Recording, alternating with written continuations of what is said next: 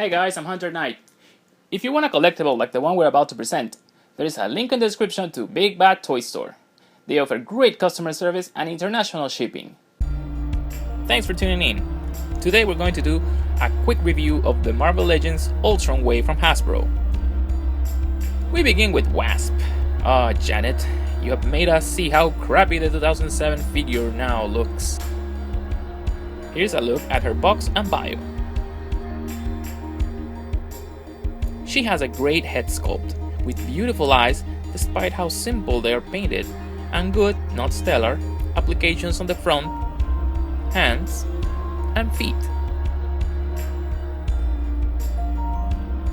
Her wings attach via a pair of sockets in the back.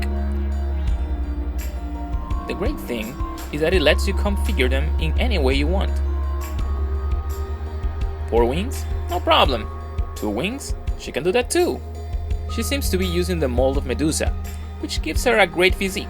Unfortunately, she is not too stable due to her wings on her back. But in my opinion, she is one of the best figures in the wave. Sorry 2007 Wasp, your time has come to retire.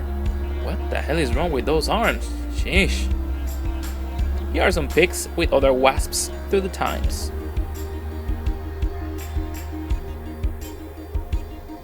She comes with a torso of Ultron. Next up is Giant Man in his modern costume. Here's a look at his bio.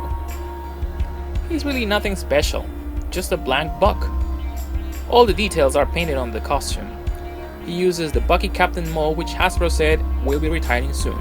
However, these paint applications, let me tell you, are done terribly in my figure. Just look at all the spots they missed. It's like the School of the Blind was painting this thing. Good job, Hasbro. Good job. The only new part is the head. I'm not too fond of the way they attach the antennas. Seems he was lobotomized into having them. Anyway, not much else to say about this guy. Stock several of these cause he's a great blank. He comes with the right leg of Ultron. Next, please. Oh yes, here he is. Movie Ant-Man, ladies and gentlemen. I'm so thrilled to get this figure. One thing to note is that this packaging features a different artwork on both sides than the rest. It features a unique sculpt throughout the costume, and the details are insane. His helmet packs a ton of detail. Just look at all those intricate angles and shapes. And that dry brushing effect just makes him age, used and old. I love it. Guess this guy took all the paint budget from this wave. The costume is flawless. Those gizmos and mechanical things are translated with great intricacy and detail. I better shut up and let you watch. He has some minor flaws in the paint department here and there as expected, but nothing fatal. I like how they translated his comic book looks into a kick-ass uniform. Even his helmet, though modified, is still recognizable. He also fits great with the rest of your movie-inspired figures. The only thing missing on this guy will be an extra pole rod and masked head. Instead, Hasbro gave us a tiny yellow jacket, which is insanely detailed for a figure of that scale. And if you have the patience, he can stand on his own. But it doesn't end there. He also comes with a mini Ant-Man riding his huge ant, which can be removed if you wish. Nothing on these micro figurines is articulable, but in an era where figures include almost no accessories, this is a welcome sight. I'll take them, Hasbro. I'll take them for sure. See? You can do things right when you want to. He is my favorite figure in the wave, and comes with the head of Ultron. We continue with Tiger Shark. Here is a shot at the box for all of you box fetishes, as well as his bio. Mixed feelings with this guy here. He was supposed to have fins all over his body, but in the cheapening of things, he just got shafted with the same body as Sentry, Hyperion, and Luke Cage. I like the paint scheme on this guy, orange and purple. Heat Viper, anyone? However, it's too sloppy on my figure. Aside from that, he has a great head sculpt, creepy hands, and a fin that has a fantastic shark-like texture on both sides. It's made of hard plastic, which will limit the head movement, but you can bypass that with some clever posing, can't you? Overall, I like it, but this figure feels a bit mediocre in my opinion. He comes with Ultron's right arm. Moving on. Finally, a figure we were never meant to have. Bulldozer. Here's a look at the box and the bio. After so many cancellations and broken hopes, Bulldozer made his way to your shelf. This figure is funny.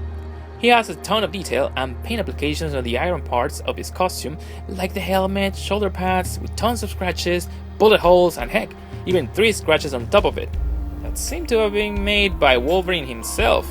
That is awesome. However, the rest of his body is a clean sculpt. Too clean for my taste. Oh, I see. At $20 a figure, we're not allowed to have more paint. Okay, no biggie for me really. I can finish it myself, just put the warning label next time.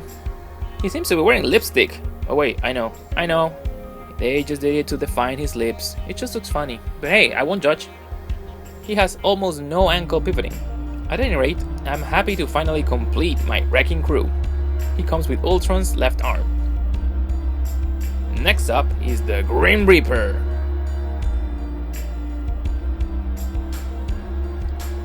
This guy is the first ever to use a completely new torso and arms that will be replacing the Bucky Captain mold, and I think he's doing a great job. The muscles and proportions look great, but they lack the texture the Bucky mold had. Not a deal breaker really. Grim Reaper has a creepy face. I mean, I couldn't expect less from a guy who has a huge scythe as his hand, which by the way, can be rotated to achieve different Reaperish poses. I wonder how this guy goes to the bathroom. His cape has some nice airbrushed details, unlike his body who got none, and can be removed easily.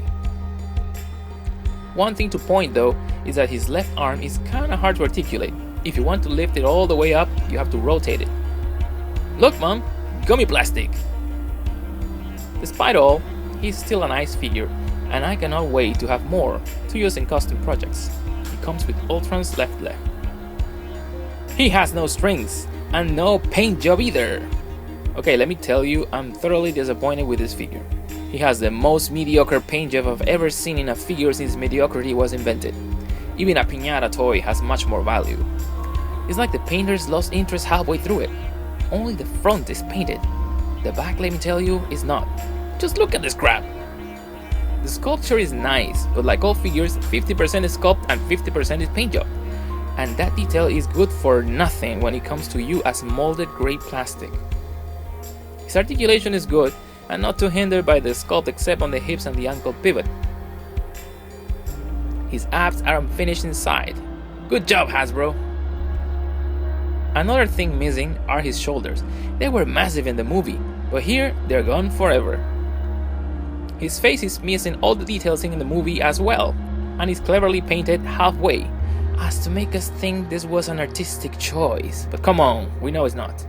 His hands are webbed, like some sort of frog, and to simulate the red light effect seen in the movie, Hasbro just gave us lazy red splotches of paint here and there.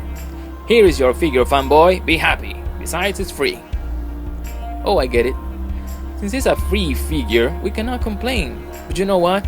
So was this guy, and not to mention this guy. So Hasbro, thank you for making us look at the past with teary eyes, jerks. This wave has been better than previous ones. We've got variety, we've got new sculpts, new bodies, all crowned with the most mediocre build-a-figure I've ever seen in recent memory. But nothing's perfect, especially when dealing with Hasbro. Hope you enjoy my review, and let me know in the comments. This is Hunter Knight signing out. Don't forget to like our new Facebook page, the Toy and Pop Culture feed, with the latest happenings in movies and pop culture, as well as the latest merchandise. Thanks guys, this is Hunter Knight signing out.